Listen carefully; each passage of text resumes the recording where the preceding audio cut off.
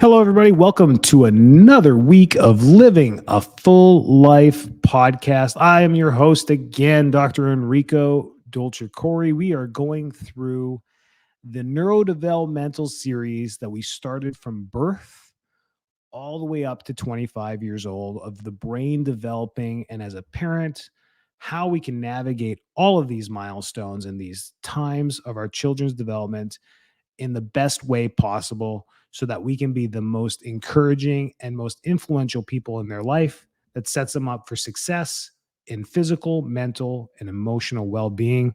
That's the whole point of this. We got one more next week, which we'll wrap it up. But this week is about high school. So those 14 to 18 years old, what we can do to navigate that. The last podcast was about puberty. So we're gonna skip the hormone stuff this week. Okay. I think that's the whole crazy part of that whole time. So let's talk about the neurodevelopmental phase of the rest of the brain during this time from 14 to 18. So let's dive into that. During this time, cognitive development is moving quickly. Now the academic level of our children's understanding is through the roof. These are the ages where they can remember stuff, take tests, take multiple courses. I mean, high school, that 14 to 18 is just such an intelligent phase of their life. They become know-it-alls, don't they? Mine are not teenagers yet, but they become know-it-alls. Because I remember I was a know-it-all. My sibling was a know-it-all. During that time, we felt like we knew more than our parents, and our parents sit there and be like, what? How my dad didn't smack me upside the head 100 times, I don't know. But during that time, because of the cognitive development, they know what they can do. They know the power of their brains. Not really, but they know because when they sit there, it's really hard when they beat themselves up when they don't score well or struggle academically through school because the power is there. So high school students continue to develop their thinking skills, including problem solving, reasoning, decision making. They're also able to think more abstractly and understand complex concepts that they've been working on for the last 10 years. They can now understand them easier. They are also starting to think about their future and what they want to do with their lives. It's a very amazing time when now the future matters. Now the future matters. The future is not scary. The future is now, it truly matters. So language development, they're still going through this whole phase. The high school students' language skills continue to improve. Now they're fine-tuning grammar. They're able to use more complex vocabulary, and they're able to better understand and express abstract ideas. They're also able to communicate effectively in different settings, such as in school or at work, maybe at a part-time job or in social situations with their friends. They can be dynamic with their social understanding and language development depending on the groups that they're at. If you ever walk by the high school group at Starbucks after school, I've never heard so many swear words in under 10 seconds in my life, but that's what ends up happening. That's a very different vocabulary than when they're sitting in school or in church or with their parents at the dinner table or visiting for Christmas at grandma's house, right? So it's funny what they can do and what they let go of during that time, but that's because the prefrontal cortex isn't fully developed and their decision-making isn't there yet, right? Remember, we now know this. But you still, bring that up and try and not punish that behavior, but truly bring up, that's not how we speak. Social emotional development. High school students are going through a lot of changes, both physically and emotionally. We need to just be patient with that and understand that. They are starting to develop their own sense of identity, and they're becoming more independent. Posters start going up on the walls. They want to paint their bedrooms. They want to dress differently, right? They're trying to find themselves. And through social constructs, unfortunately, through what social the outside world has put together on MTV, on television, on music videos, through music, through radio, through YouTube, through Instagram, through all the social media, they're trying to find out who they are. And I think it's more complicated now than it was when I was a kid in the 80s or when my parents were kids in the 60s, or even, you keep going back. I think it's way more complicated now. There's just too much going on. So we got to be patient with that. We also have to be a guiding light for them in that as well. And whatever guiding light you guys value in your life too, if it's God or spiritual or religion, whatever it is, make sure we embrace those values and make sure that they embrace those values as well, so that they do feel like they're safe, and there's always a guiding light for them, and you're the brightest light that they have. Remember that. They are also able to communicate effectively in different settings. Oh, we talked about that. They are also becoming more aware of their peers and their social relationships. Now they're concerned about what others are doing too, way more. Now it's affecting them directly. And they want to fit in. They want to be a part of it. They don't want to be excluded. They feel excluded because they're just not that other person. They never will be, but they haven't made that connection yet. They want to be that. They think they want to be that person. That person doesn't want to be who they are. They want to be who they are. It's a weird time. They are also starting to explore their sexuality and relationships as well. We need to just be aware of that. We just need to know. We know that you've been in high school too. You remember. We just need to be aware of it and create open dialogue and safety nets for your kids so that they feel safe to ask you those questions. As uncomfortable as they are for you, this isn't about you. You're old. You're done. It's about the next generation. It's about your kids. I joke about this as a chiropractor when patients come in. They come in like, oh, this hurts, that hurts. Oh, it's old age. And I'll joke with them. I'll be like, yeah, you're old. There's really not much left to worry about. Let's just deal with this and get through it. And let's just focus on the things that matter. And everyone usually laughs and takes it with a grain of salt because it's true. I mean, the purpose is the next generation. It has to be, whether you like them or not. They're the ones that are going to be taking care of you. They're the ones that are going to be pulling you over when you get a speeding ticket. They're the ones who are going to be running the next CEO of the major hospital. They're the ones that are going to be there. There's just no way around it. So understanding that, they're becoming aware of all this. Motor development.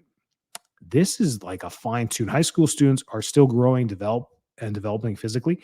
They may start off in ninth grade at 5'7", and they may graduate at 6'4". It is unbelievable, the motor development that happens during this time. They're becoming more coordinated and agile. High school basketball is very cool to watch.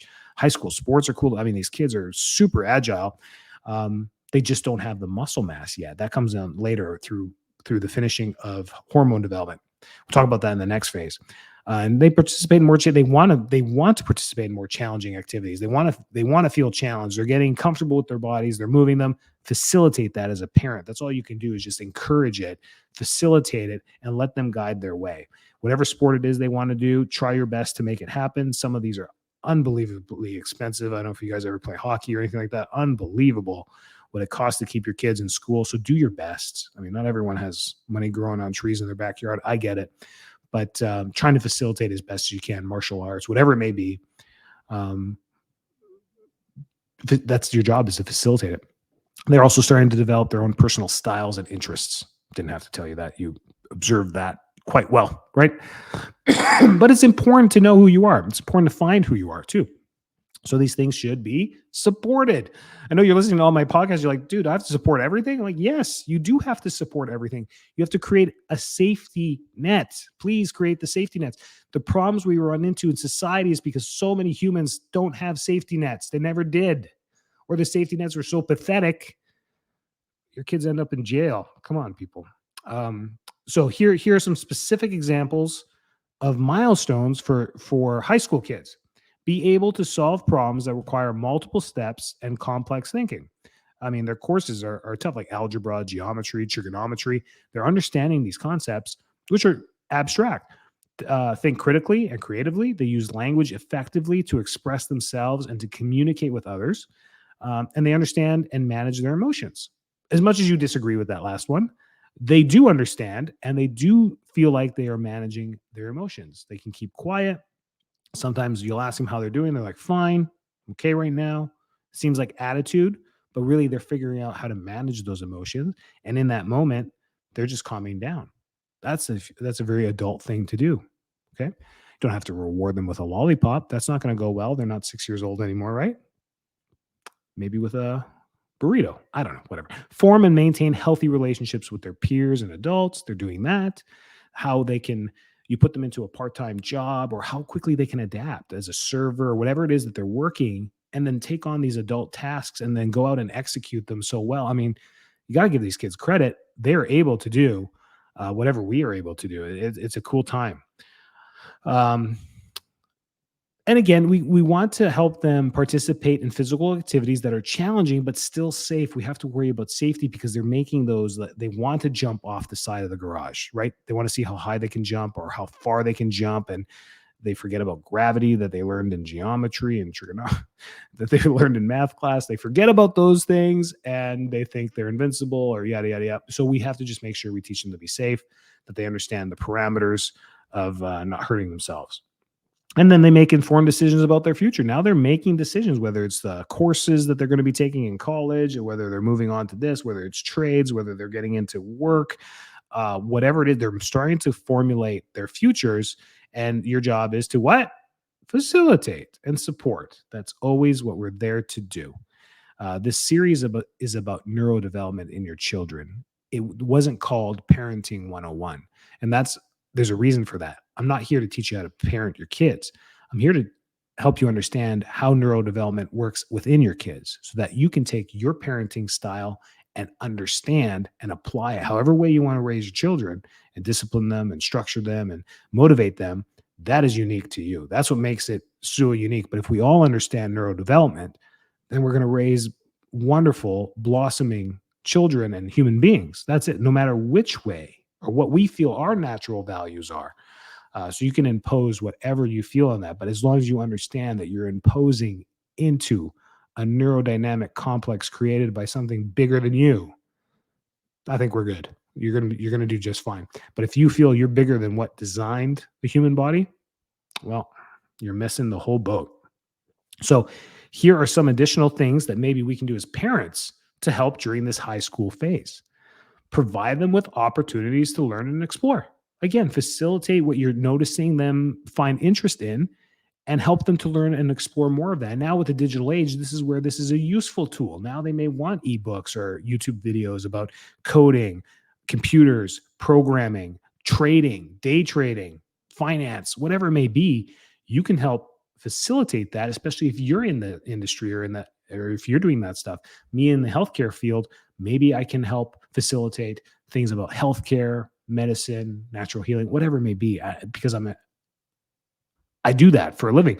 If they get into architecture, I don't know how much I can influence that, but I can facilitate that. I give them, I can give them books. I can direct them in the right direction. I can maybe help them sign up for local classes in architecture, get them into an architectural firm for a day to go see how life is like living with an art or being an architect, whatever it may be. As an adult, you have those opportunities and those relationships that you've built in the community where you can maybe help your children for that. Encourage them to ask questions and think critically. Always, I think we've said that in the last 3 podcasts. Help them develop their problem solving skills as a parent. Help them because you're in it with them. You're in the moment. You're living in the same exact moment with them in the same home, experiencing the same things. They're just going to their high school. You're going to your work or working from home, but you're living in the same moment and you're the most influential person around them. So helping them with local problem solving skills is a great thing. Talk to them about their emotions and help them develop healthy coping mechanism. Not only is this great for them, it's great for you. Opening up dialogue, opening up emotions. Your kids can almost be the best listeners in your entire life. Support their social emotional development by helping them build positive relationships with their peers and other adults. Encourage them to participate in physical activities, exercise, exercise, exercise. Keep them moving because academia takes up a lot of time, a lot of studying. They sit around a lot. And if they don't do any type of physical activity, you're setting them up for future feeling like that's okay. Life naturally puts a halt to physical activity because these years of going to school and having extracurricular activities after school, before school activities, life changes after college once you get into a job. Now you're trying to force yourself to go to the gym at 5:30 in the morning. You're trying to squeeze it. Exercise becomes something that has to be forced into your lifestyle. This is the time in their life where it doesn't have to be forced. It can be part of their life. And I know what you're doing. You're driving to multiple practices each week, cheerleading, soccer. I know what's happening. It's chaos. You don't get to exercise. You get to be a chauffeur. But that's facilitating great relationships with your kids and facilitating great neurodevelopment for your kids as well and healthy habits for the rest of their life. and help them explore their interests and develop their talents. Help them do that. If they're talented in anything, help them facilitate that. Talk to them about their future goals and help them develop a plan to achieve them. Don't just pay for college. Help them get to their next steps, and by providing our children with stimulating environment, you're going to help them reach their full neurodevelopmental potential. That's the whole point of all this. You guys are all doing such a great job. It's amazing talking to parents, helping parents with kids, and seeing the trials and tribulations of parenting in today's age. It's a different world. I might have to redo all these podcasts 5 years from now because the world's changing so fast. But neurodevelopment hasn't changed in a million years. I mean, it's just the way our brains facilitate and grow. We've been influenced by environmental factors in different ways over the last 50 years, 100 years, 200 years. So things have changed that way. We've become more. I had this funny conversation with my optometrist last year, and I'm sitting there, he's looking into my eyes, and I'm like, isn't it silly that we're blind? And he's like, what do you mean? I'm like, if you don't give me my contacts, I can't read that sign across the room.